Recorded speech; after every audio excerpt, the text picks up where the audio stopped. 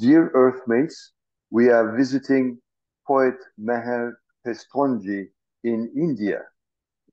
We have been friends online uh, for more than 2 years.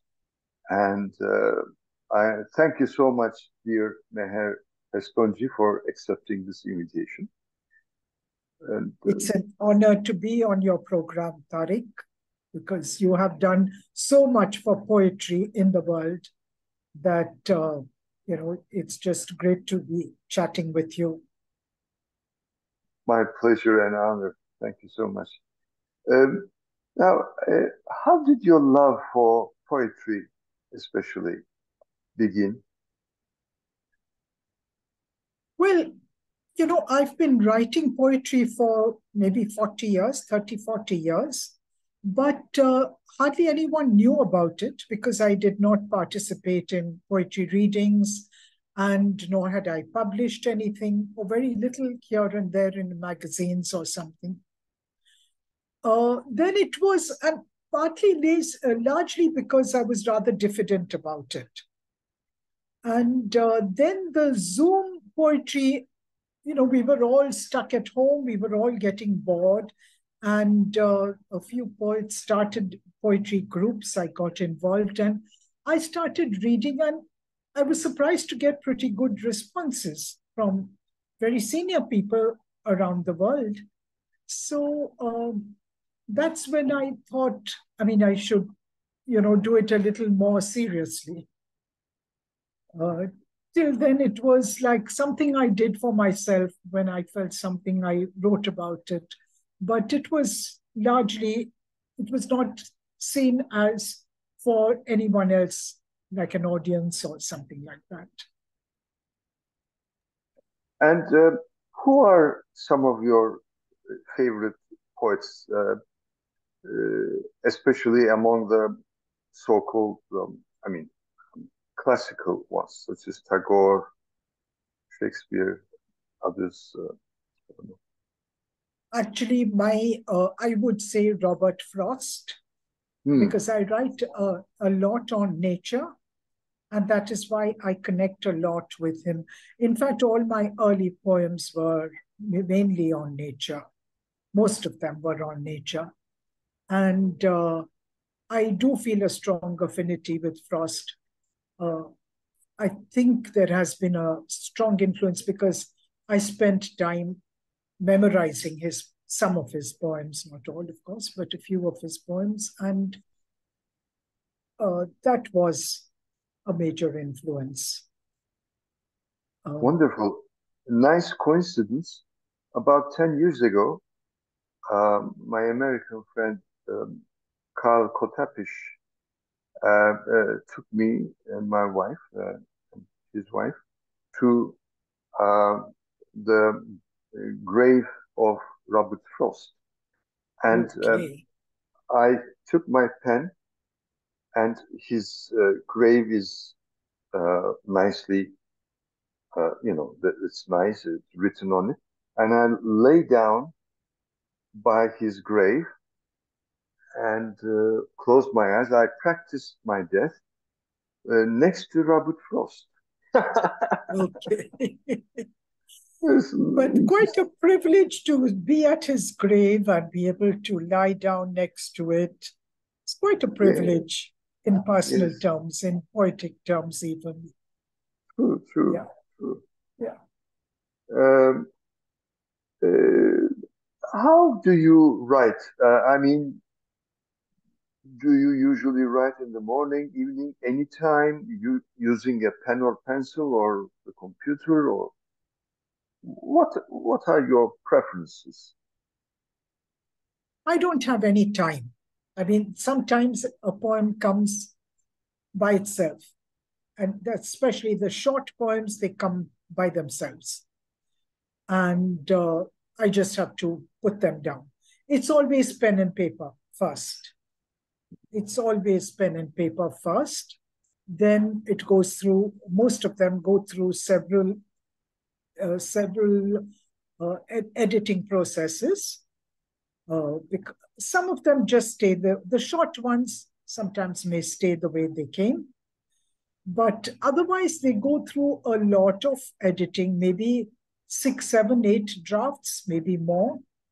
And then I put them on the computer. And then once I put them on the computer, I see how they look. Because, when you're writing it, there are scribblings, scratchings, all that. So then I see how it looks on the computer, whether the lines are aligned or something needs to be longer, shorter, whatever. So I would go through another bit of editing on the computer. And then I think, okay, now this is working, and I leave it at that. Wonderful. And when you use, do you use a pen or a pencil? Is there a preference? Pen. What color? It's blue ink, but I use very cheap pens. They just cost 10 rupees. And I have a tendency, because having been a journalist, I would go for press conferences, interviews, drop a pen, forget a pen here and there. So I have always used very cheap pens, and I still continue to use very cheap pens. Wonderful. Very practical solution. What kind of paper do you prefer? With lines, without lines? Not different. Doesn't matter. Are you using a notebook or separate A3 or A4 size? Do you have any preferences? Well, it starts on a notebook, a very small notepad, I would say, the kind of pad I would take for an interview in the days before we got cell phones and all that. Tarık, I've been a journalist earlier.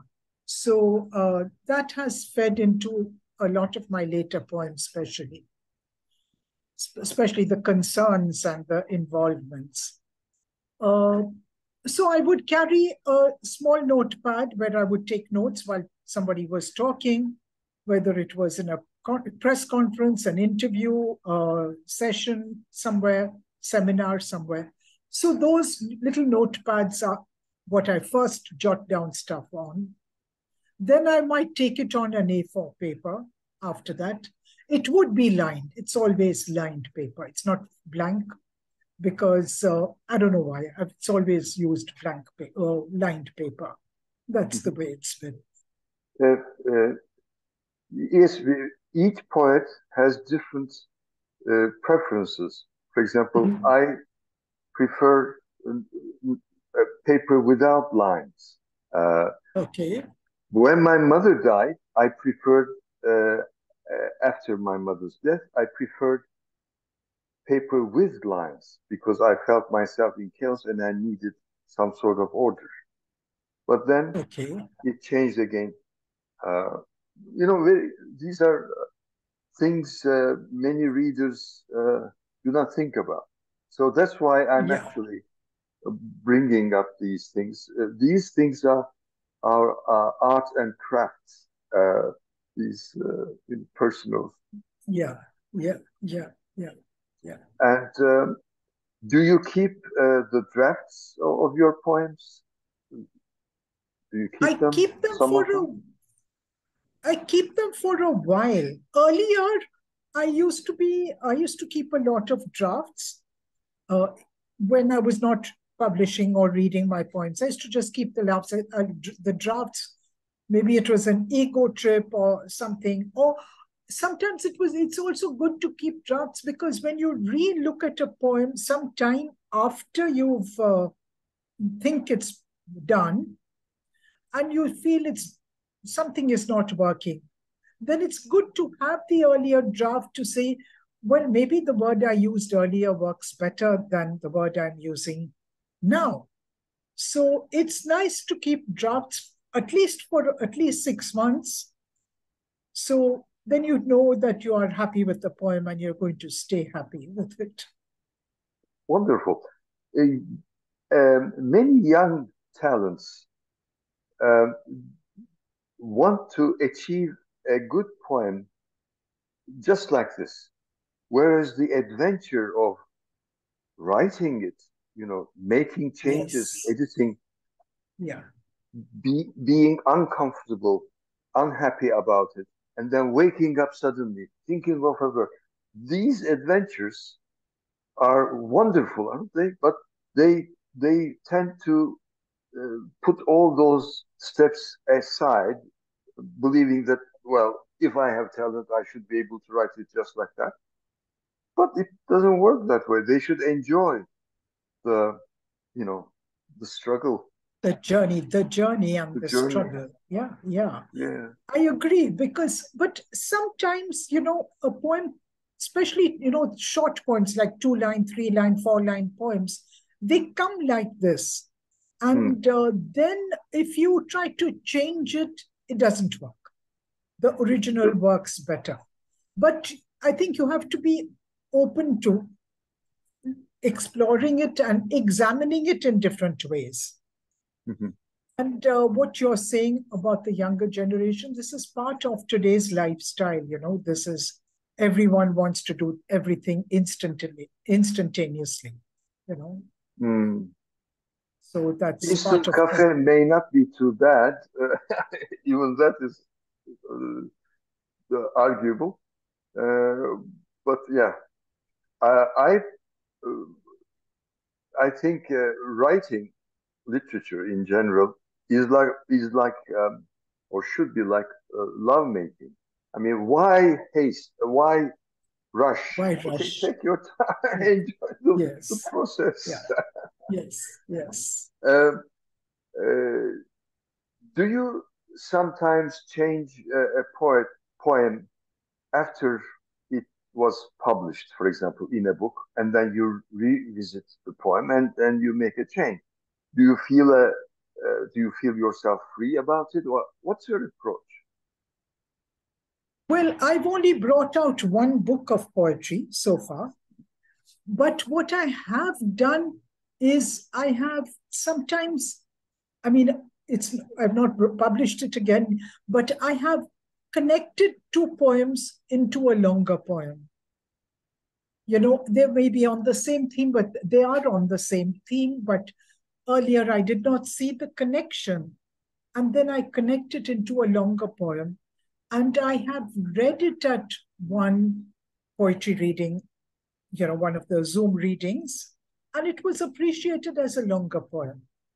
Mm-hmm. So I do revisit what is published and see how it can be enriched.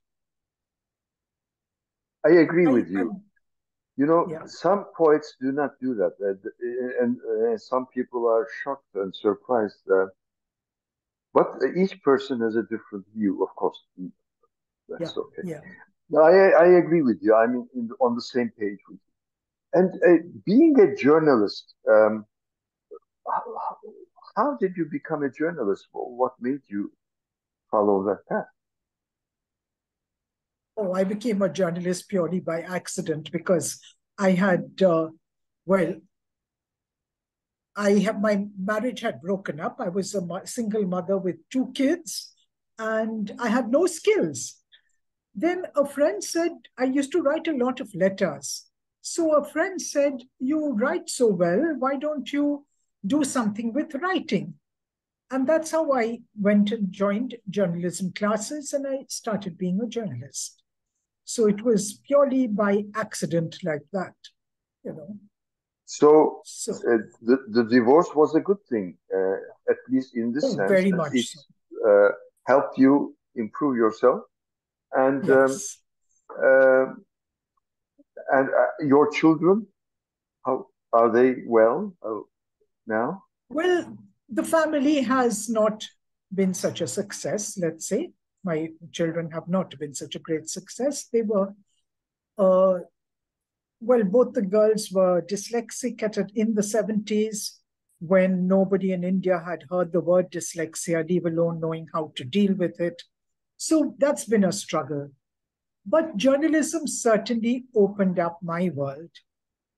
And if I'd not been a journalist, I don't know what I could have done. But I think there's something about journalism. It exposes you to a wide range of people and situations, and like I used to write a lot on street children. So sometimes it happened that I was interviewing a celebrity, maybe a theater person, a film star, and the next day I would be talking to street kids. So you get a wide range of exposure talking to very wealthy people, very successful people, and also people who are really struggling in life. So that kind of exposure helps your mind develop in a very wide spectrum of ideas, you know. Mm-hmm. So I think journalism's really shaped my mind, certainly. Wonderful. And poetry needs kind of an inner journey while being open to the world, of course. And then journalism needs an extrovert uh, personality. So, in your case, your extrovert aspect side feeds your poetic side, and your poetic side naturally enriches your way of looking at people and situations with your extrovert side. So there's a nice dialogue between, even if you're not doing journalism professionally, I don't know if you are doing it or not. Do you sometimes? No longer. I mean, I was a journalist till around 2000, and for the last 20 years, I've not done much, just occasional piece here and there. But But from the it is in your formation, yes. So yes. Yes. Yes. And what is your opinion about India, Asia, the world when you look at it? What are the pros and cons in the world? Some of them. I really think the world is one. And we have to think of ourselves as world citizens. This is connected to my nature poems. When you look at nature, nature does not see physical boundaries at all. Nature does not see, this is one of my poems, which was on the earthquake in Greece and Turkey. I say nature is not seeing where Greece ends or Turkey begins. Mm-hmm. Nature does not see, clouds don't see where India begins and Pakistan ends. Clouds are all over. I mean, nature does not recognize boundaries. And I think we need to, if we looked at nature and if we look at the world in this way, there will be you will see the stupidity of creating these boundaries because they're not natural. True. So I was recently, I was asked to contribute to an anthology on friendship between India and Nepal. And it's not in my book, but I mean, I would like to bring that poem if I may read it. Please do. Just give me a minute. I should have kept it with Sure. me. Meantime, I will repeat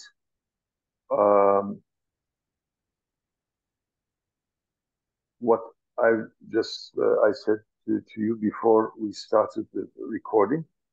This is one of the episodes of the series I consider Earth Civilization Dialogues or Earth Civilization Dialogue. There is a planetary civilization and Earth civilization in progress, and the more we can improve our synergy globally, the better. Yes, dear Meher. Yeah. The poem is called No Borders. When blazing heat makes snow mountains weep, rivers gurgle to flow downstream. Melting mountains fertilize fields, flowing for miles to meet restless seas. River and sea breed varieties of fish in waters salty and sweet, unaware where one country ends or another begins. Sunlight flows equally on high and low, hot and cold, energizing man, animal, plant, tree. We are all Earth's extended family. That's it.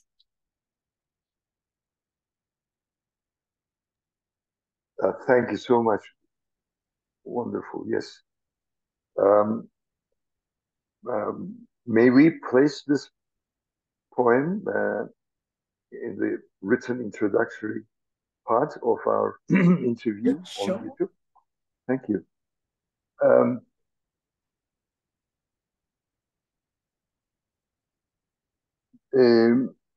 There are, of course, difficulties and disasters, caused by nature and human decisions. But still, as Harari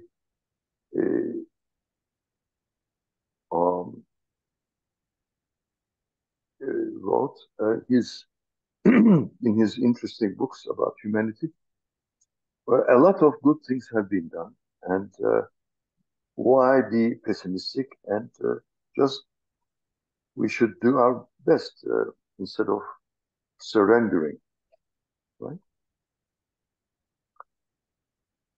And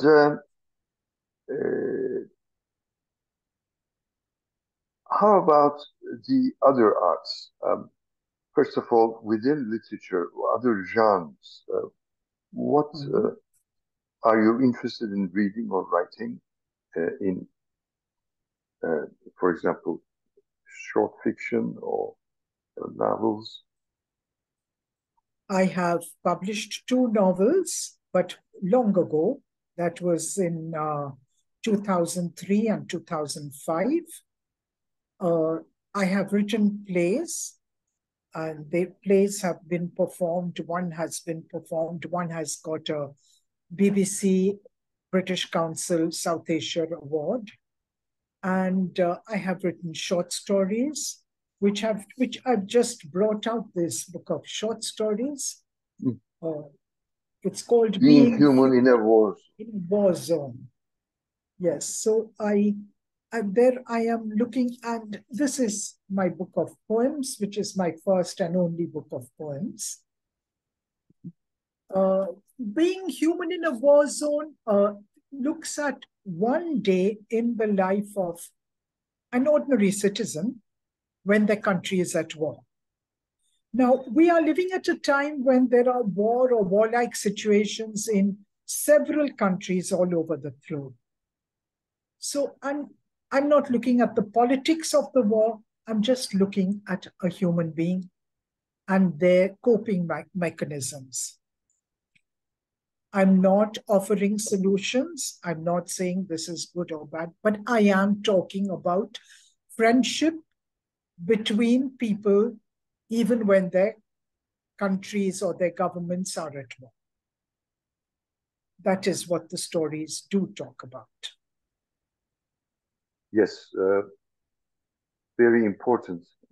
I hope, well, I'd love to read it, and if you could kindly send me its PDF, yes. or I'll be happy. It's on Amazon. The books are on Amazon. Very good.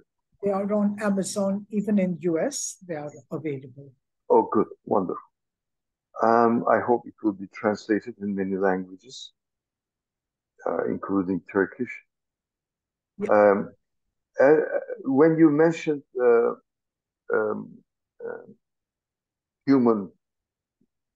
being human in a war zone, I now remember an anecdote about World War I. A French general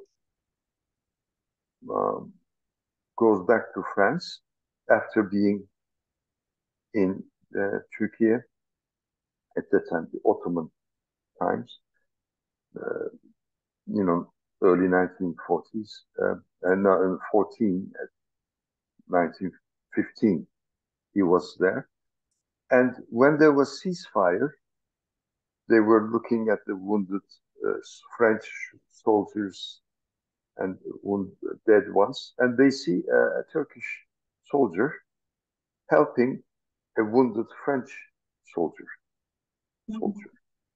And so they find a translator and they talk with the Turkish soldier. They say, the person you're helping is your enemy. Why are you helping this French soldier? And the Turkish soldier says, he showed me a photo of a woman, elderly woman, and I understood that that woman is probably his mother. So there is somebody waiting for him. But for me, I don't have a family. So if I die, nobody will miss me. But if this person dies, somebody will miss him.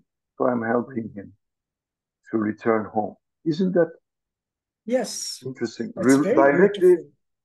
Yes. And that's why that French general said he was impressed. Yes. Very good story, touching story.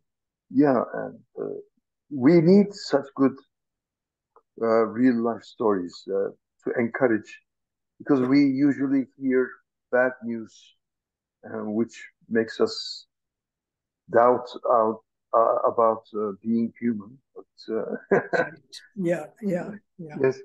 And what would you like to recommend or suggest to especially young Earthmates? I don't know why I should suggest anything to them, because their world is so different that I don't know how to connect with it. They are so much into technology and into instant solutions for things. And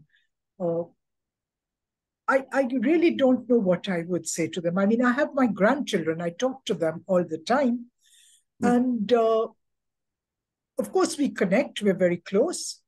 But I can't advise them, because one is becoming a computer engineer, and she has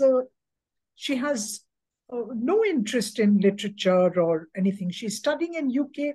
I said, go and see Globe Theatre, go and see Shakespeare. She's not in London. She says, I don't have time to go to London. I mean, it's like that. So the younger generation and their focus of interest is very different. Yes, you're right. But that's part of maybe being young, priorities, etc. But then they will understand, more and more people will understand that literature is life.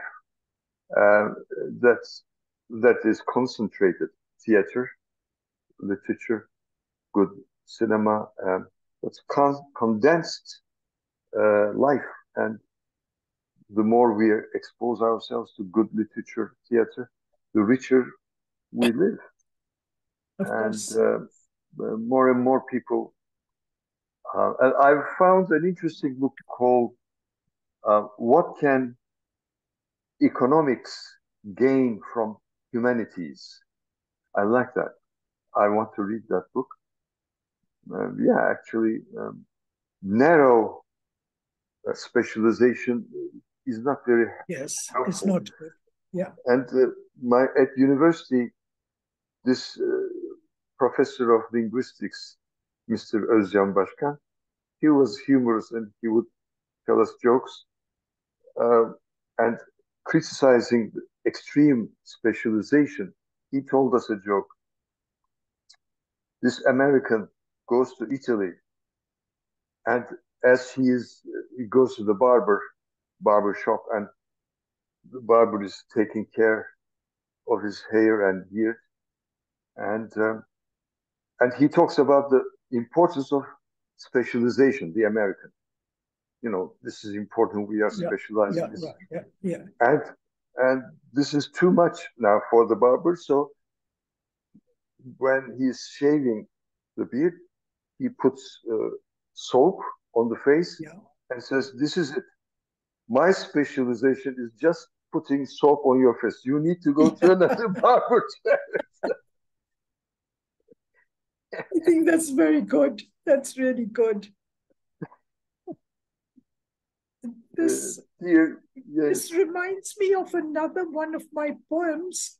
When I think about the way people are kind of so obsessed with, thinking how great we are. And I think we need to recognize we are tiny specks in the world.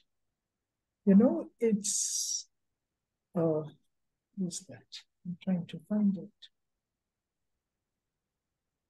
Yeah. May I read another poem? Please. We have just a few minutes left. Enough for a poem. And okay. Okay, we're running out of time. Okay. It's called Specks. A speck of a speck of a speck is all we are in a galaxy peopled by planets multiple times Earth's size. From Burj Khalifa, roads become ribbons. Cars, dots, people invisible. Night flights reduce cities to twinkling dots and dashes.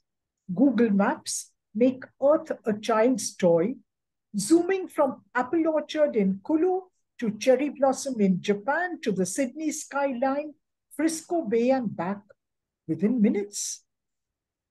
Computer voice guides to destinations near and far by foot, bicycle or car, avoiding traffic stalls and arriving on time, while Branson and Bezos race to round the Earth first, making Earth a rich boy's toy. But despite intelligence and innovation, we are still a speck of a speck of a speck in the smallest galaxy of galaxies, and that is what we will always be. Wow. And this is a grand finale of our interview. I mean, you have written and shared with us such a poem that, I mean, what else can I say? But really, I admire you. I'm one of your many admirers and friends. Thank you. Thank you so much. We are together. We are together. And if you wish, on the first and third Sunday of each month, at 7:30 India time, we meet at what I call Earthmates Cafe. Okay. For, chatting. It's especially if people who are busy and if they are tired. This is to improve our synergy. You're always welcome. I'll send you the. Thank you. Send me the link, Tarek. Yes, I will. Send me the link. Yeah. Yeah. Take care. Thank you. Thank you so much. We're together. I wish you many more poems and good days to you and your family. Yeah. Thank you for hosting this. It's a great honor to be on your program. I know what a great following you have also. Thanks. Thank you so much. We're together. Take care.